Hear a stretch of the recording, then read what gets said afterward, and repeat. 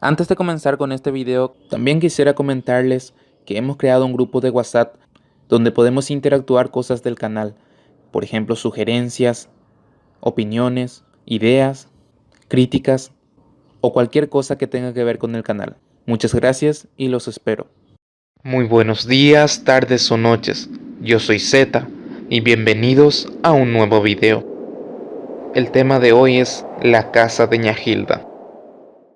Luego de investigar este caso, con la ayuda de J. Miranda, logramos localizar dos testimonios sobrenaturales, dos casos en particular que llamaron bastante la atención de los vecinos del lugar y a mí en lo personal. La casa queda ubicada en un barrio, ahora residencial, en San Miguel Fernando de la Mora, zona norte. Fue construida en el año 1975, cuando la familia que vivía en ese entonces en Capiatá compró el terreno y decidieron construir para su vivienda, colocando un pequeño almacén ubicado al frente de la vivienda, mirando a la dirección de la calle, que en aquellos días era de arena roja, no asfaltada como lo es hoy. Es más, todo alrededor era rodeado de árboles y patios baldíos.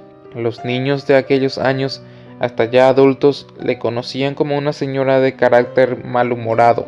Todos la conocían como una señora bastante amargada.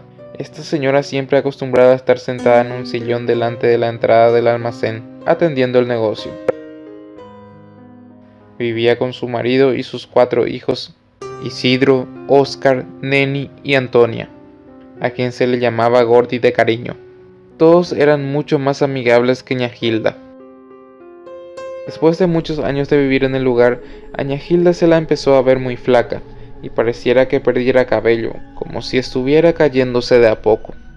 Sufría mucho por una enfermedad que padecía, tenía cáncer de estómago, y eso la deterioraba cada día que transcurría, hasta que en mayo de 2003 falleció.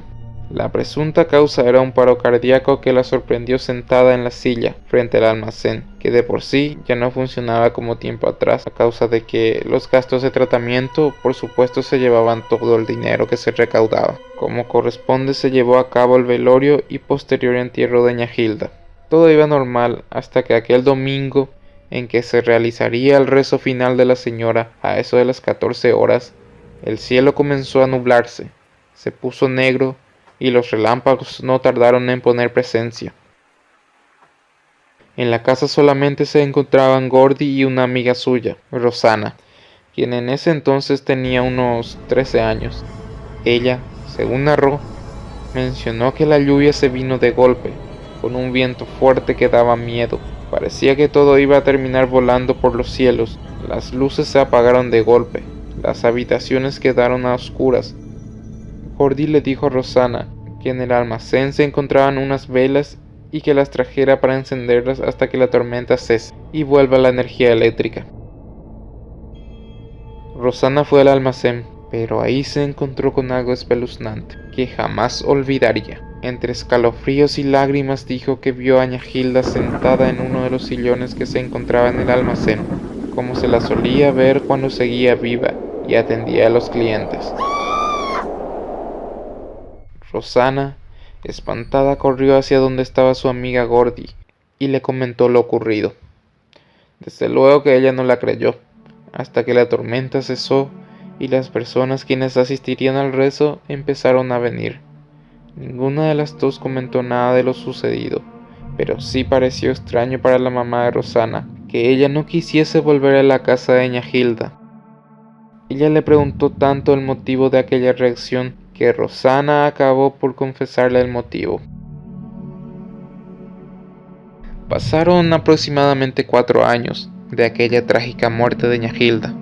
Sus hijos decidieron volver a mudarse en Capiatá, abandonando la casa. La vivienda caía en pedazos y siempre existía un señor, don Meterio, quien solía meterse en su interior y dormir por las noches. Él era un vagabundo, quien se dedicaba a juntar latitas por las calles del barrio, un alcohólico sin hogar. Pero en una noche de víspera a una tormenta, ingresó a la casa. El cielo resplandecía tremendamente.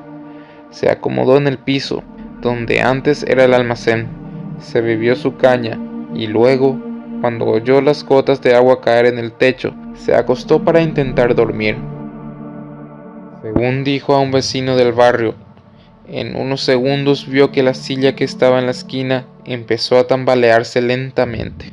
No le prestó atención al principio, hasta que ya con un poco de miedo alzó los ojos y entre aquel reflejo de relámpagos que caía con la tormenta, pudo verla claramente. Observó a la figura de Ñahilda sentada en el sillón. El señor asustado salió corriendo en pleno diluvio de tormenta. No le importó el empaparse, solo quería alejarse de ahí, y creo yo que con muy justa razón. Rosana se enteró a través de los comentarios entre vecinos lo que sucedió con don Meterio, recordando lo que le ocurrió a ella. Dice que hasta hoy en día le da miedo pasar por la vereda de aquel lugar, a pesar de que la casa fue removida en el 2011. Según mencionó el viudo de Ñahilda, la vendieron. En cambio, les puedo asegurar que hasta hoy en día no se ha construido nada. Es un patio baldío en el que los yuyales no crecen, como si alguien invisible la estuviera cuidando siempre. Además, la silla en la que dicen que Ñahilda se sentaba continúa hasta la fecha recostada contra el árbol de mango que está en el patio. Sin duda alguna, cada persona que pasa por su vereda siente una extraña curiosidad por el lugar. Lo que haya ahí lo dejo a tu criterio. Tú debes sacar tus propias conclusiones. Y si quieres, puedes dejármelo en los comentarios. Nos vemos en el siguiente video.